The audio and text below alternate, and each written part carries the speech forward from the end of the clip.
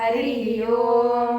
गुरुर्ब्रह्मा गुरुर्विष्णुः गुरुर्देवो महेश्वरः गुरुः साक्षात् परं ब्रह्म तस्मै श्रीगुरवे नमः। श्रुतिस्मृतिपुराणानामालयं करुणालयं नमामि भगवत्पादशङ्करं लोकशङ्करं। शङ्करं शङ्कराचार्यं केशवं बादरायणं सूत्रभाष्यकृतौ वन्दे भगवन्तौ पुनः पुनः।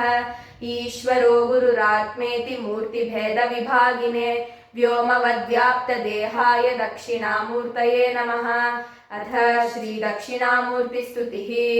ॐ मौनव्याख्या प्रकटितपरब्रह्मतत्त्वं युवानां वसिष्ठान्ते वसदृशिगणैरावृतं ब्रह्मनिष्ठैः आचार्येन्द्रं करकलितचिन्मुद्रमानन्दमूर्तिं स्वात्मा रामं मुदितवदनं दक्षिणामूर्तिमीडे वटविटपि समीपे भूमिभागे निषण्णं सकलमुनिजनानां ज्ञानदातारमारात् त्रिभुवनगुरुमीशं दक्षिणामूर्तिदेवं जननमरणदुःखच्छेददक्षं नमामि।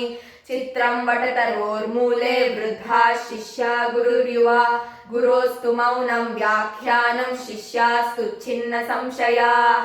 निधये सर्वविद्यानां भिषजे भवरोगिणां गुरवे सर्वलोकानां दक्षिणामूर्तये नमः।